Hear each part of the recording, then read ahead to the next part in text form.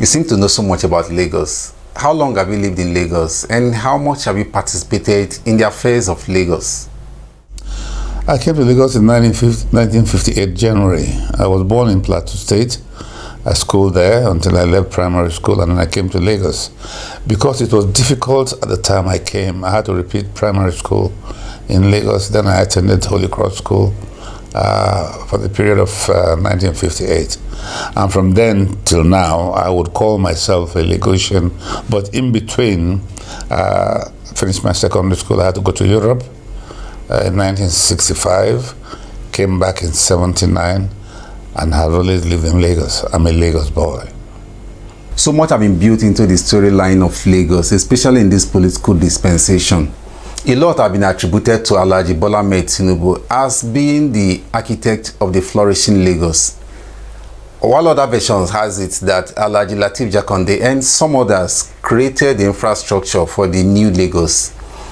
From the much you know, what is the true story? He had nothing good to do about Lagos. There were people who were before the current dispensation, who were Lagos people who developed Lagos politically and culturally and socially. We talk about people like J.M. Johnson, the first Minister of Sports in Lagos, handsome man. We had Tos Benson, I think he was Minister of Transport, a brilliant man from Ikorodu town. We have Olorun Bear, who was the mayor of Lagos in the 50s. Then they had mayoralty. So, and Lagos was a cosmopolitan city. People loved Lagos. Nobody knew about tribe. We gravitated toward the same area. My best friends were from Abeokuta. I spent holidays in Ewekoro and Ake in Abeokuta.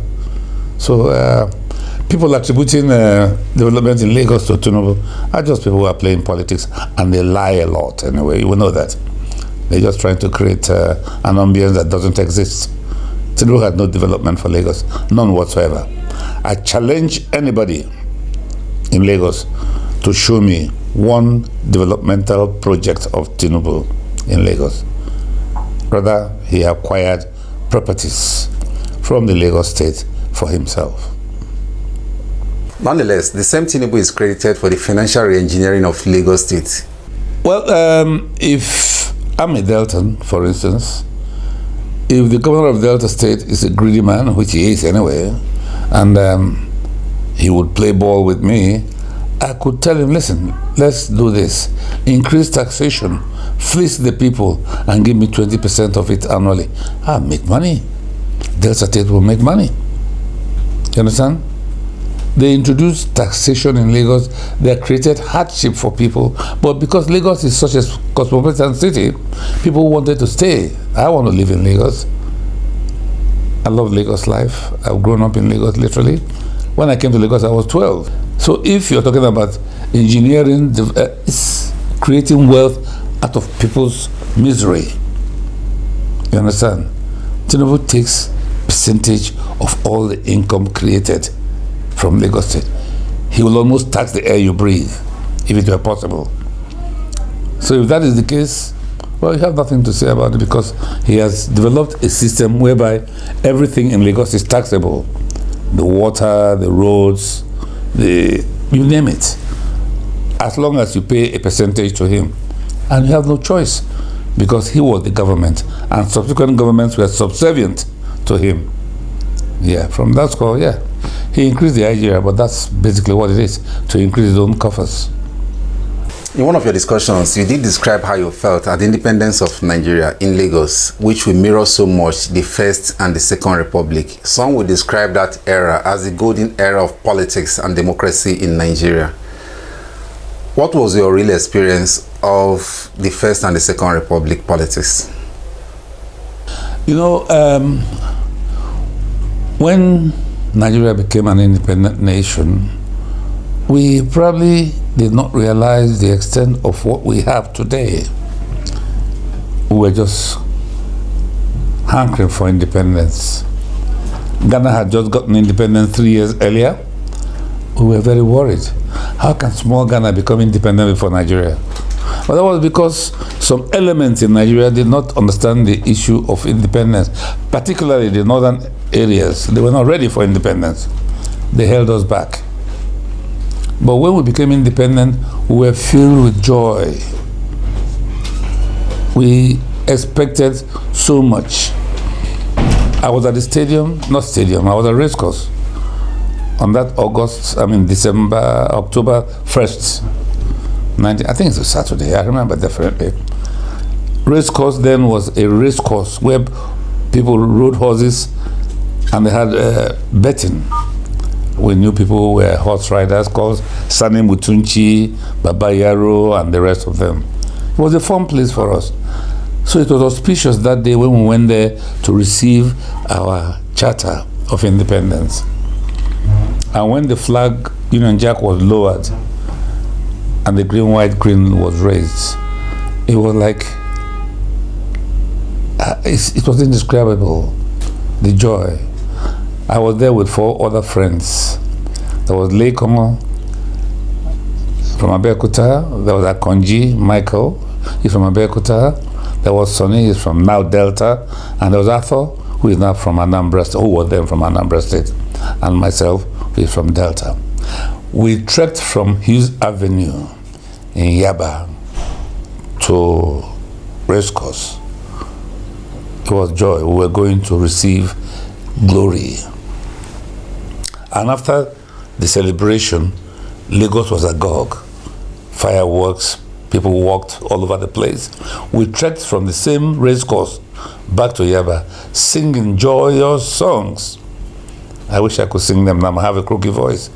But we enjoyed it. And by the time we came back to Hughes Avenue at 2 a.m., going to 3, we still met people frying pork meat, chicken, and the rest of them on the roadside.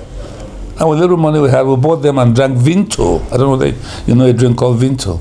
We were singing, we were filled with joy, and our expectation was immense, bound. And Nigeria continued. Shortly after that, Tafawa Balewa went to America, the man with the golden voice, and we watched it on WNTV, the first radio station in Africa. When we watched Tafawa Balewa, the way he was received in America, we felt this is a giant. Nigeria was a giant. Tafawa Balewa was given red carpet treatment. Americans came out in their droves to welcome a leader of African nation. Some people within your bracket perceive the emergence of Mr. P2B as the presidential candidate of the Labour Party as a renewal of hope and evoking some understandable nostalgia. What in Mr. P2B evokes this level of passion in you and so much to have brought you back into politics? Before the advent of P2B, I had dabbled into politics in 1992 or 93 when we created, when we had the 5 leprous parties, as it were. I was director of publicity for Liberal Convention, and Donyo Kuba was the public secretary. We also had ideas of recreating the early years of independence, but of course, the military truncated it. And when Babangida announced an annulment of the 5 political parties, I thought that was it. I quit politics. I had an interview with the Punch at the National Theatre, and my wife was very happy. Women, they don't like their husbands going to nocturnal meetings for political parties because you don't stay at home. Your children will probably one day call you uncle because they don't know you anymore. But I quit politics, and I was happy for it until the Labour Party came into being. And I think that was in 2005 or 6. And I've always been a member of the Labour Party in the UK.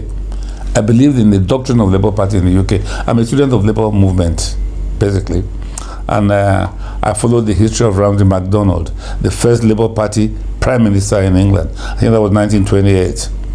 I love to listen to his story and see how he emancipated the downtrodden, brought about emancipation which led to suffragette in the early 40s, where women were given rights to vote. Before then, you had to be a landed gentry to vote.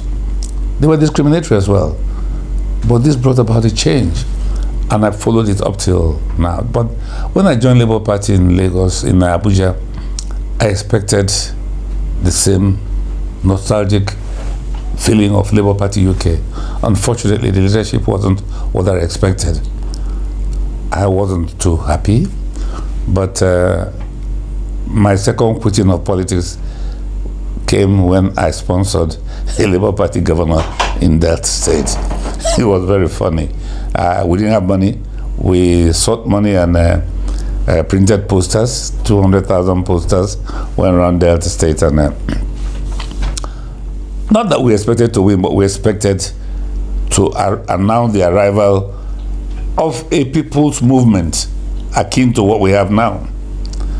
And the morning of the election, to cut the story short, I put on the TV and my Labour candidate had been emasculated, and he was then declaring for Oduaga on TV. A man who left my house in the morning to go and vote was seen on TV declaring for the People's Democratic Party and Oduaga.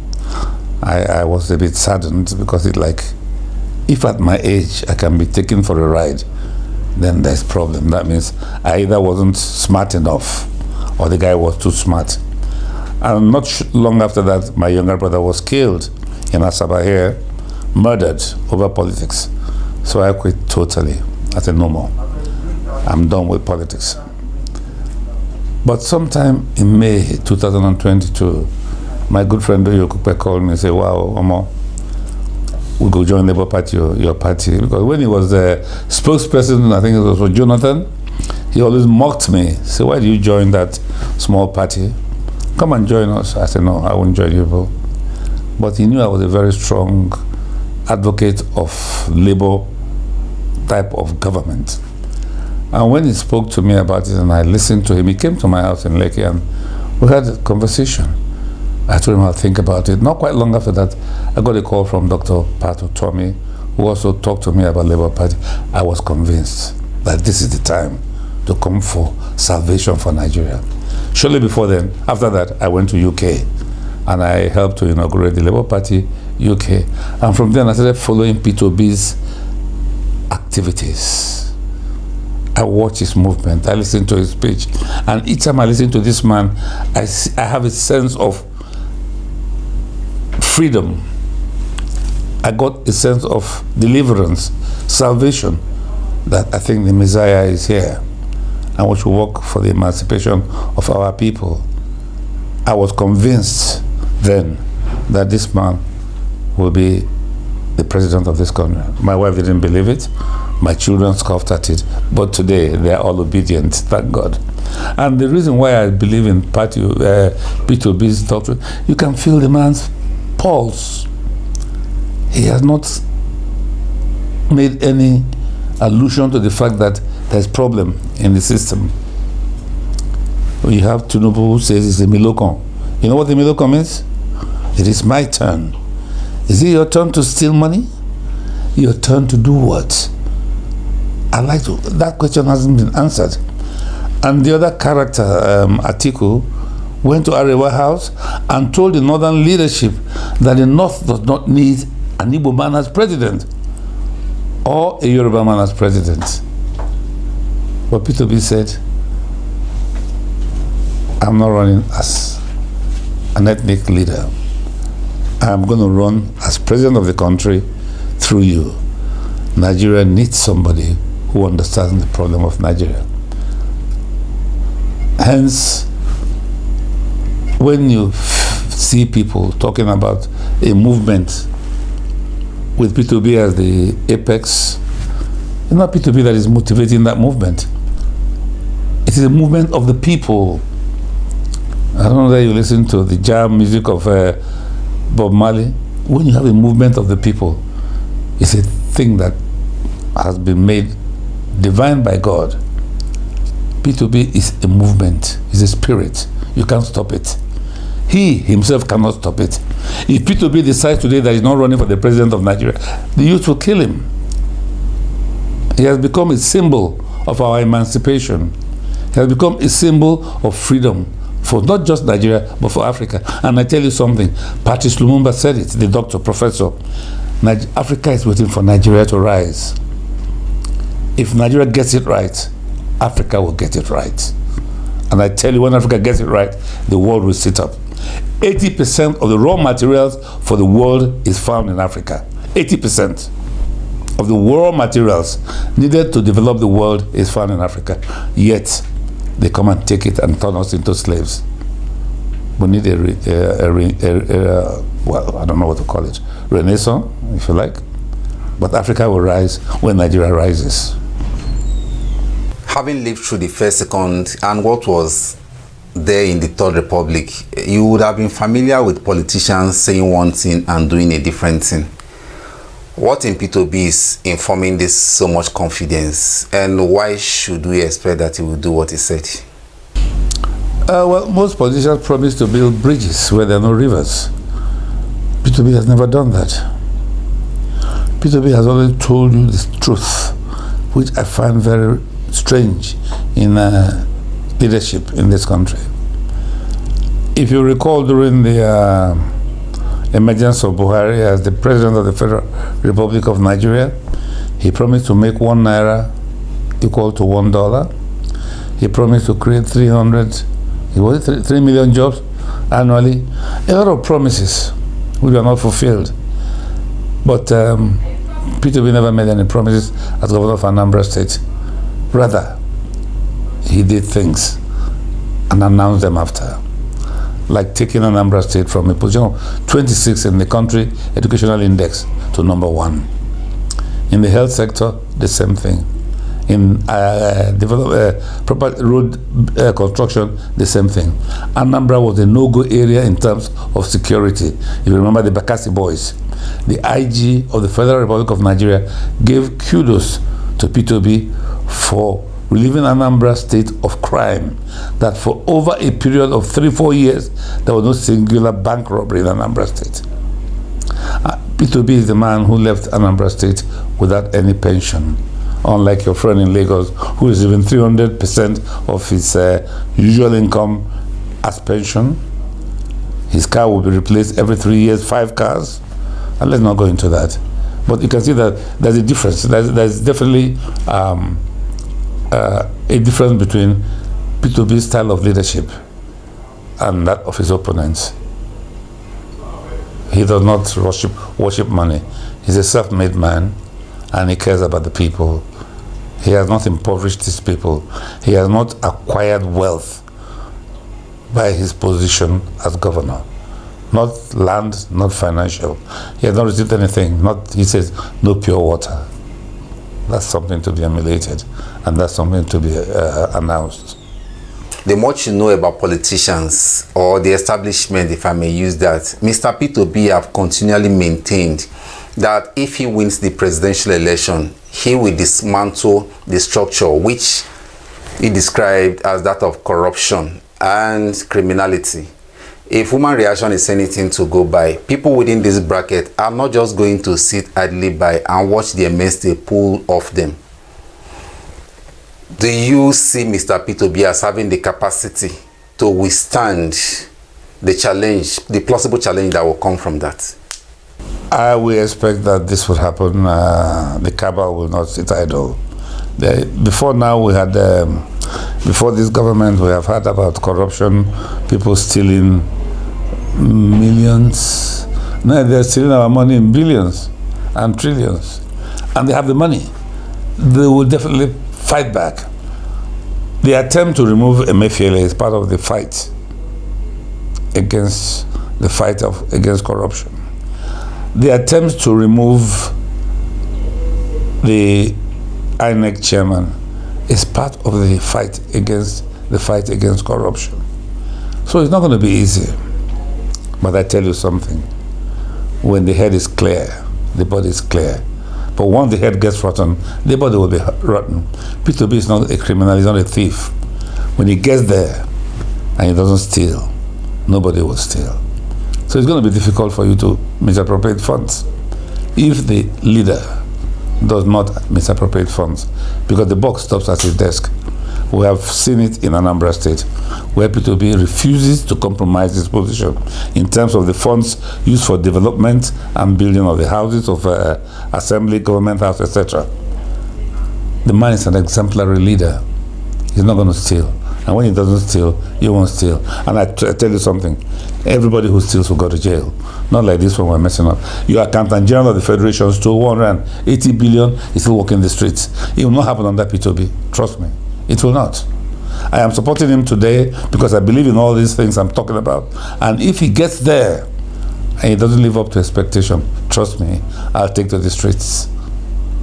You lived actively in an era where there was at least modest cooperation and harmony among politicians, unlike what we have now in this epoch when tribalism and nepotism have been pushed to the fore. You are in the front row in Mr. P2B's presidential campaign. We are beginning to see at least inroad into the northern Nigeria. Are things beginning to loosen up, or what we are seeing is just a storm in the teacup? Are you happy about the situation in the country? I don't expect you to answer, but I believe you're not. The man in the north is not happy about the situation in the country. The man in the southwest is not happy about the situation in the country. Neither is the man in the south-south. Everybody is fed up. The suffering does not have boundary. Everybody's feeling the pinch. I spoke to some friends in the north recently, no, not central, how they call it. And they said, listen, brother, don't talk to us. We are all obedient. 10 northern states, I can guarantee you that P2B will garner not less than 65% of the vote in the 10 northern states of the central. And that includes Gombe, Taraba, Nasarawa, Plateau, Kwara. People are fed up. Then coming back to the northwest, which is predominantly the caliphate domain, where the Hausas have been victimized, they have been used as cannon fodders for all nefarious activities of the northern caliphate. They have seen the light. They are fighting back. There's crisis in the northwest. The Hausas want emancipation now. If you watch the social media a lot, they are saying it. We have seen the light, and P2B is the light. Everybody wants freedom. There's a song we used to sing in the north those days, Sawaba, Sawaba, Sawaba Duka. That's freedom, freedom for all. But then it was restricted to the Talakawas, led by Aminu Kano. Now it has spread. Everybody wants freedom. Everybody wants Sawaba. Everybody wants Ominira. And that's the language of Nigeria today. Another statesman and the leader in Delta State, your state, Chief Ike Clark, have written an open letter to the governor of Delta State, Dr. Ifeanyi Okowa, and followed that up with a press conference where he bared his mind on some salient issues bordering on management of Delta State and the political ambition of Dr. Ifeanyi Okowa, who is the vice presidential candidate of the People's Democratic Party. The letter have evoked some frenzy within the political environment. What are your thoughts on Chief Ike Clark's letter? My thoughts can never be different from that our father Ike Clark. Never. I consider Okowa the Judas of this nation. It's a shame that I belong to the same state as he does. For a start, you hosted 17 Southern governors. Are they 17? Southern governors. You agreed that nobody, not one of you, will support a northern candidate as president because, as they say, it is the turn of the South. You read the communique and then you turn around and accept to be deputy or vice president to a northern irredentist. Just what do you think of such a man? Can he be relied upon to do anything? He's a sellout. He's a renegade. He's a Judas. And let me tell you something, he has conspired to use the money of Delta State to support the cause of Atiku's presidency. And he will go to jail because we have to ask him how he spent that money. We're talking about 240 billion loan. We're talking about 140 billion derivation fund. What's Alcoa doing with our money? Not to talk of other sums of money which he has borrowed from Zenith Bank. I'm sorry for Zenith Bank. When the time comes, if you have your money in Zenith Bank, you better go take it, because there'll be a problem. Will require explanation, and Zenith Bank will have to answer to how you can be giving money to a state government for no justification.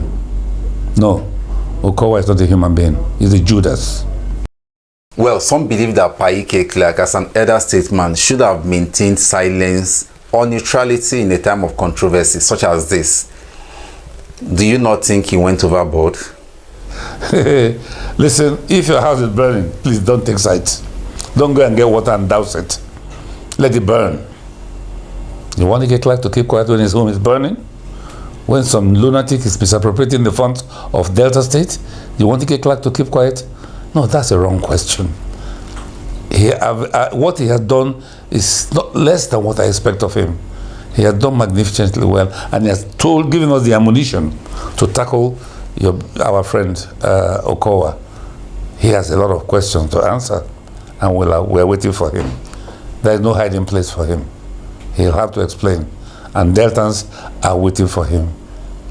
Before I let you go, sir, the election 2023 proper is pulling on fast, but there are still some Nigerians who are still sitting on the fence, like the pre-election polls suggested, who have not come to terms with the ramifications of what is at stake. What is your advice for those? If you're still not unsure of what you want, then you don't have to. Then you don't live in Nigeria. Are you happy with the suffering? You can't live. This is the only country in the world where you buy your own currency. Hello, is that what I'm saying? This is the only country in the world that produces oil, and we have no oil to use for our vehicles. There's so much suffering. So people have made up their minds. I have no doubt in my mind that the people will use that's what we call ballot revolution. It's going to happen. They're talking about runoff. Who run off with who? Is it with Tinubu that says that when he becomes president, Nigerian students will spend the usual 8 years in university, and they must acquire F11 or what do you call it, F11? Is senile? Or is it Atiku, whose children's audio interview say that all they are waiting for is their father to become president so they can make money? He has 6 wives, 31 children. How many grandchildren? Each of them are hankering to become billionaires. We'll be working for Atiku. And that our money in Delta State would have been used to propel that acquisition of our common patrimony for the purpose of Atiku and his family. Absolute balderdash. We want to survive that and won't accept it.